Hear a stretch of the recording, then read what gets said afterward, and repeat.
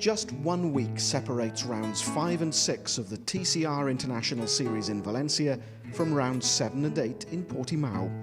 Before looking ahead to the two Portuguese races, it's worth reflecting on the Spanish event, which saw very different fortunes for the drivers. It's very important for the championship to take point every races. A little bit sad because of race 2 I got a drive-through penalty. I have to be a bit more aggressive, I have to be more accurate. I want to be on the podium, so I do everything to hold them back, and that happened. So P2 was very nice for me. Apparently it looks like we have to suffer here as well. We are not competitive enough to compete with Seat and Audi. A tough weekend in Valencia. I think we're just going to put that one behind us and try to move forward here.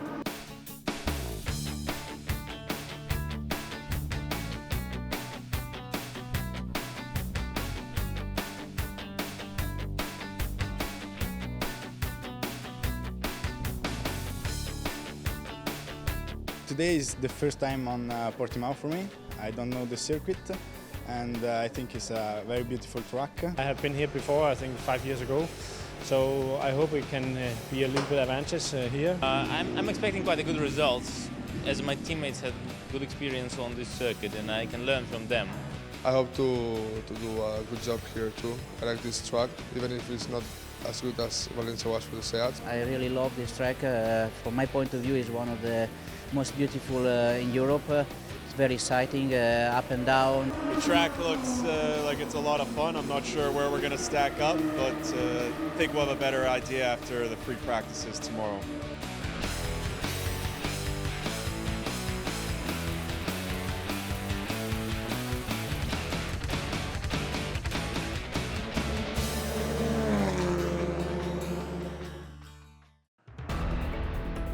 Saturday afternoon in Portimao, and beautiful blue skies and air temperatures of around 27 degrees greeted the drivers.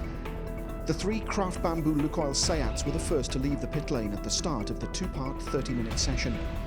It was soon one of those Seats at the top of the timesheets, as Pepe Oriola set the fastest time. But one of two Audi Sport Customer Racing development drivers making their TCR debuts quickly bettered that performance. Nicky Team had been quickest in testing and both free practice sessions, and duly went fastest again. Gianni Morbidelli spent much of Q1 outside the top 12 places that would go through to Q2, but eventually managed to set the 8th quickest time, while Jordi Genet was 3rd, sandwiched between his teammates Pepe Oriola and Sergei Afanasiev.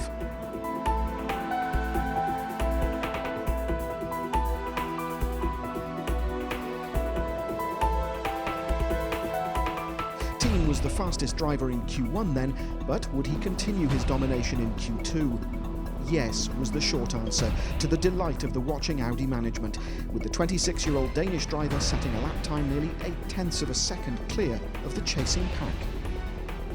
That pack was led once again by the red and white Seat Leons of the Craft Bamboo Lukoil team, with Genet snatching second place away from Oriola with less than 2 minutes of the session remaining. One of the surprises from Saturday was Lorenzo Vaglia. The Italian driver was 4th fastest, his best qualifying performance of the season so far. With the other young Audi development driver, Kelvin van der Linde, in 5th, the delight was clear to see from both Audi and Team Enschler Liquimoli personnel after the checkered flag fell. Yeah, I'm happy for the team, especially they put so much work into it, so I'm glad to see they work so hard and it's paying off now, so for the future it's good for the guys. Here's confirmation of the top 10. Nicky Team will start race 1 from pole position with Jordi Genet alongside him, while the reverse top 10 means it'll be the West Coast Racing Honda Civic of Kevin Gleeson that'll be on pole for race 2.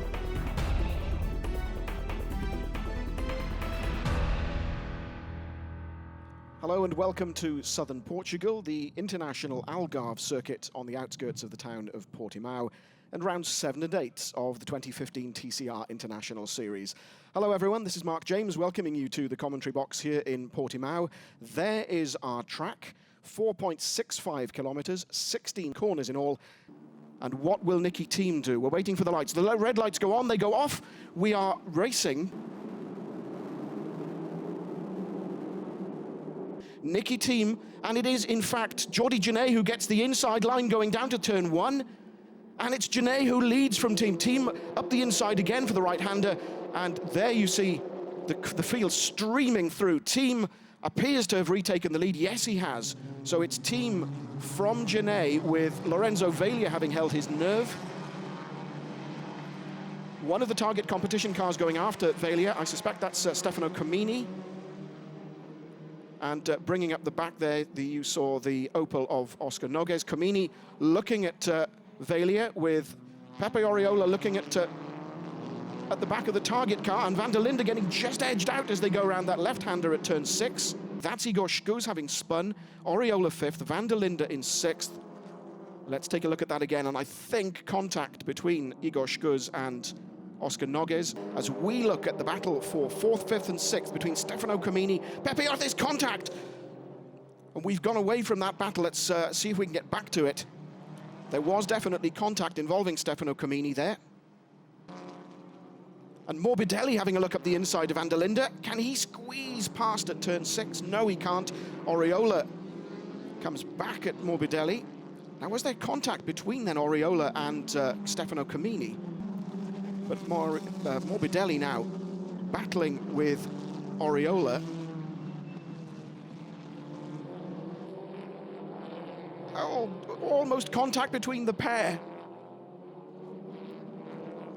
Oh, there is contact between the two, between Morbidelli and Oriola, but Oriola and Morbidelli come out of it unscathed. And Mora has a look at the inside of Morbidelli, and he muscles past, I think, some contact between the two, but Francisco Mora in the Veloso Motorsport Seat getting past the Honda. There's the back view of Mora's car from Morbidelli. The pressure off. Michel Nukia into the pits. That's not such good news for the target competition team. And that's Morbidelli coming back at Francisco Mora. Mora keeping the advantage though, and Morbidelli, there's contact between, that's Comini, so it would that would suggest contact between Van der Linde and Comini, with Oriola going around the outside now, 3 abreast as they go around turn 15, the penultimate corner, with Oriola, the 3 running pretty much together. This is the battle for 4th, 5th and 6th. Second Janae just leaving your screen. Then Vaglia, and Comini moves across to block Van der Linde, but Van der Linde moves just ahead. Van der Linde on the start-finish straight takes 4th place from Stefano Comini, with Oriola moving up the inside as well. Oriola goes through though on the inside for the right-hander. Comini locks up slightly and moves back ahead of Van der Linde. And has Oriola moved back? No, Oriola just has to. He's off ever so slightly. Van der Linde just keeps the place. Now, is this the... Yes, this is the contact that I was referring to earlier between Van der Linde and Comini, spinning Comini across the track. Let's see it again from Van der Linde's car. Contact with Comini. With this time Comini aggressively defending from Pepe Oriola. Then it's Morbidelli. Then it's Van der Linde. Comini 20 kilos of ballast, and the man with 10 kilos, Michel Nukia, is already in the pits. 3 abreast. They come down to turn 6. Has Comini got the upper hand? Yes, he has. Pepe Oriola. Then it's Gianni Morbidelli. Van der Linde right up behind them. Those 4 running together. This is the scrap for 4th, 5th, 6th and 7th, remember. This is turn 15, the long downhill, long hairpin right, and Morbidelli is having a look. Morbidelli taking to the grass on the inside of turn 15 as they go down to the long right-hander at 16, which gets us back onto the start-finish straight. Van der Linde has a look up the inside, but no. Morbidelli's too wise for all of that. There's the elevation that gets us up to the plateau on which the start grid sits. Comini ahead of Oriola, ahead of Morbidelli, and that was Grachev making a move on Mora. Yes, indeed, he makes it stick. Grachev then moves ahead of Francisco Mora. As Pepe Oriola moves outside again, Stefano Comini forced to defend the place. We're on lap 7 of 13. Oriola has the inside line going through. There's contact, or was there, between the two. He forces Comini out wide. Comini, there is more contact. Comini touching the front of Morbidelli's car. Also then colliding with Pepe Oriola as he comes back online. And it's van der Linde who sneaks past Gianni Morbidelli. Morbidelli slowed by that collision with Comini. Comini, though, comes away from it unscathed. There's blue smoke trailing from Oriola's car, which suggests some bodywork damage, suggesting possibly rubbing on the tyre. Grachev also moves through, and the loser in all of that, it would appear, would be Gianni Morbidelli, who's now behind Mikhail Grachev, who must be wondering what on earth happened there. Grachev having to come to terms with a new car this weekend at the very last minute as Andrea Bellicchi dives up the inside of Jose Monroy to take the place. The car's running slightly wide. Let's take a look at that back again. Now watch as Comini comes back in, touches the front of Gianni Morbidelli's car, spins, and then touches Oriola, forcing him wide. There is the contact between Bellicchi and the unfortunate Morbidelli, again coming off second best. So contact then between Bellicchi and Gianni Morbidelli. Let's take a look at that. There is the blue Seat going up the inside of Morbidelli. The two touching, Morbidelli spinning, Noguez going through as well. Oh, look at that, rear left puncture for Pepe Oriola. So the body damage I mentioned a lap or two ago, clearly having an effect as we look at our top three, large gaps. And this is the view from Oriola's car. He goes straight on. So that, I would suspect, is the end of Oriola's race. And there is Gianni Morbidelli into the pits. This is the battle that I suspect will rage and occupy most of our attention for the remainder of this 13-lap race. And contact that we saw there with Bellicchi, the bodywork flapping with Bellicchi in car 33 as we look at his teammate Stefano Comini. Ahead now of van der Linde in the Audi. 18-year-old Kelvin van der Linde, the youngest driver ever to win a national race in South Africa when he won the Polo Cup Championship. The national title, excuse me, the youngest driver to win a South African national title. And he took that record from his uncle as he goes up the outside of Stefano Comini. Has he done enough? Not sure if... yes, we couldn't see it from the onboard, but we can now indeed see it. It's van der Linde back past Stefano Comini. Wow, let's look at that slingshotting past the Seat, the Audi. Kurt Tremmel on the right of your screen, the team manager of the Engstler Motorsport Liqui Moly team. As Nicky Team, our race leader, rounds turn 16. There is the checkered flag awaiting Nicky Team.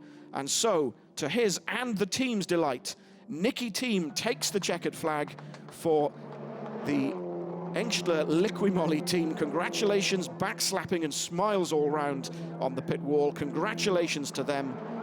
So the victory then for Nicky Team from Jordi Genet. Lorenzo Vaglia also finishes on the podium for the first time. Kelvin van der Linde fourth, Stefano Comini fifth, then Mikhail Grachev, Kevin Gleeson. It's Monroy who finishes eighth. Nicky Team, congratulations, mission accomplished. Your first visit to the TCR ended in a brilliant victory. Yeah, I'm so happy. It was a tough weekend for us. We came here unexpected and had to find some performance in a car that wasn't that good. And yeah, I'm happy for Audi and especially for the team who put so much work into this season. And yeah, just happy. And now we have to work for the second race. It'll be a tougher job this time.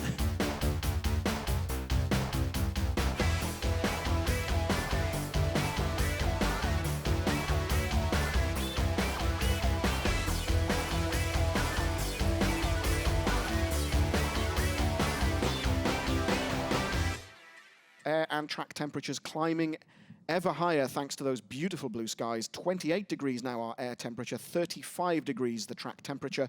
Must be extremely warm inside those cars. The green flag signifies that the grid is formed. We're looking for the red lights to come on. There they are. They go off and we are racing. We're looking for a good start from the Seats. And indeed, there comes Afanasiev, and in fact it looks as though it is indeed Michel Nukia who gets the advantage going down to turn one. So it'll be, look, and slight contact I would have said between Afanasiev and Comini, but indeed it's Nukia with some bodywork damage, it would appear. as the field streams through. Nukia from Gleason, from Kamini, from Avanasiev, as one of the white Seats, and it's Kamini already having a look up the inside of Gleason, with Avanasiev going round the outside, then Van der Linde. Everybody cleanly through, it would appear. No repeat of our race 2 incident from Valencia just a week ago. Grachev already up from 16th to 12th after starting strongly from the back of the grid. One of the Seats getting sideways there. Of Nukia's car as Niki Team goes wheel to wheel with Gianni Morbidelli. Nukia then from Gleason, from Kamini, Van der Linde up to 4th. Then it's Avanasiev who comes back at him. And that's the scrap between Morbidelli, Team, Beliki, and it seems that Team has come off quite badly from that little encounter. There is Avanasiev receiving attention from the mechanics. And there is Grachev having a look at the inside of his teammate Valia. Valia running very wide, also allowing Oscar Noguez and Monroy to get past. The inside, oh, there's contact with Morbidelli. As we look at the field as they come up to start their 3rd lap. Kamini and Van der Linde. Van der Linde just powering past the Seat as they go up the start-finish straight. Kamini, remember, carrying the success barriers, and indeed, 3rd place changes hands. Kelvin Van der Linde for Audi through past Stefano Kamini for 3rd place. And Van der Linde now on the left-hand line. I think he's done just enough. Yes, he has. 2nd place changes hands. No contact between the pair. A clean overtake for Kelvin Van der Linde, already up into 2nd place. So Van der Linde having passed Kevin Gleason for 2nd place.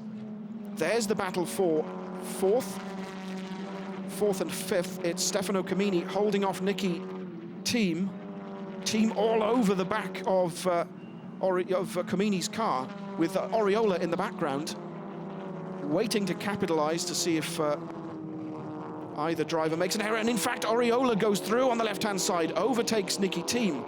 Fantastic move from Pepe Oriola. Determined to come away from Portugal with some useful points. There's our race leader with Kelvin Van der Linde now just about in attacking position. Beliki and Janae there, currently 7th and 8th, as Kelvin Van der Linde has a look up the inside of that left-hander of Niki Team has a look up the inside of Pepe Oriola. He does it again, and through he comes. So Niki Team takes 5th place away from Pepe Oriola, and the next man in his sights will be Stefano Kamini, as it's now Andrea Beliki who looks at Pepe Oriola. Beliki, of course, ballast-free, whereas Pepe Oriola is carrying 30 kilos. So Team up into 5th, Kamini 4th, but we'll concentrate on the battle for the lead, which promises to be absolutely fascinating. They go up to this blind brow, the brake lights come on Michel Nukia's car. Kelvin Van der Linde has a look up the right-hand side, but no. Michel Nukia defends, moving across through 13, up into 14, and then it's the long right-hander at turn 15. Van der Linde moves to the left, cuts back up the inside, has a look, forcing Nukia out. No, Nukia holds the line. This is brilliant stuff from the Danish driver. There's our top 4. The gap between Niki Team and Van der Linde, not that great either. As we look back down the field, there's Kamini, Oriola, Beliki and Janae. Janae currently 8th. Michel Nukia, you have to say, has driven brilliantly to keep the Audi driver at bay.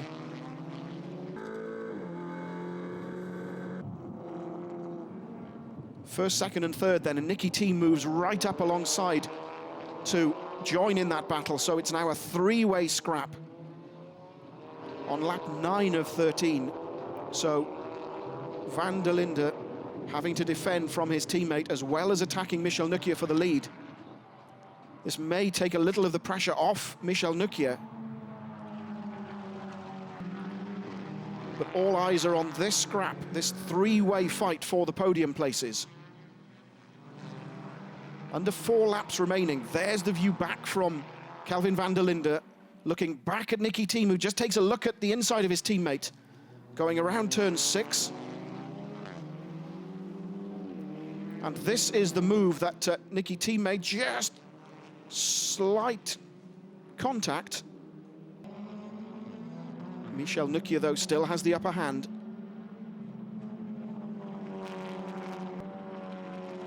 Van der Linde slowing.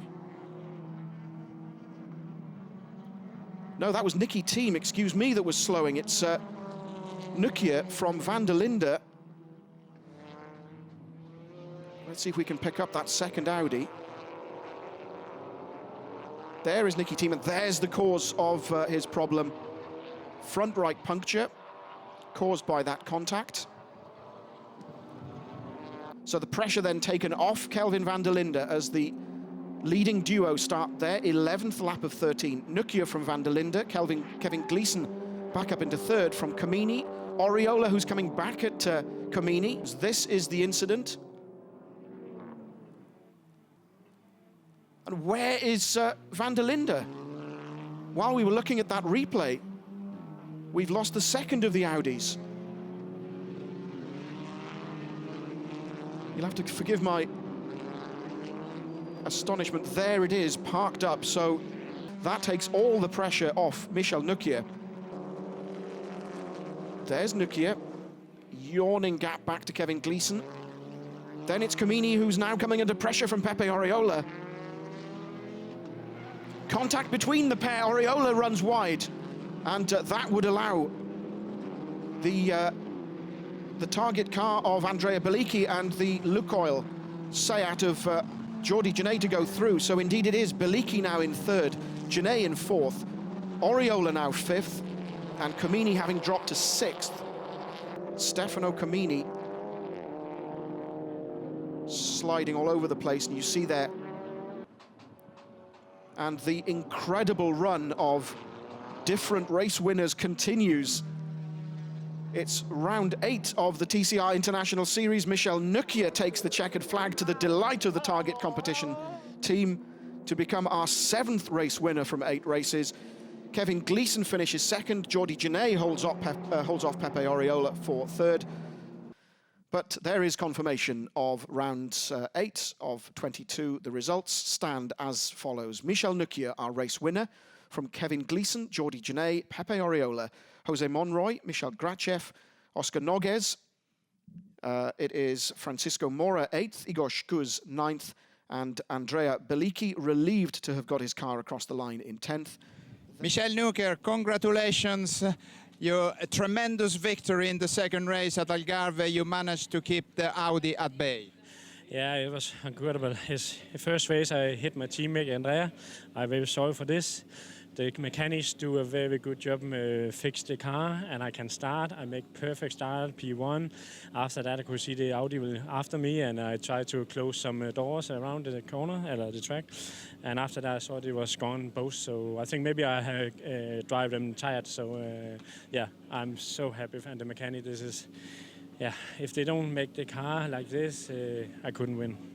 You can see what that win means to him. In terms of points, it means he's now 7th on the leaderboard, but Stefano Comini still leads ahead of Pepe Oriola from Gianni Morbidelli. That consistency from Morbidelli and the consistency of Jordi Genet, both race winners, of course, but 3rd and 4th on the points leaderboard, ahead of Kevin Gleeson. Then it's Bellicchi, Nukier, Avanasiev, Grachev, and René Munich. Wow. Incident-packed, doesn't begin to cover it for our second race here in Portimao. Thanks for watching. We've a short break, no race in the TCR International Series next weekend. We rejoin the action in Monza in Italy in 2 weekends' time. But from me, Mark James, And all of us here in Portimao, thanks for watching. Bye-bye.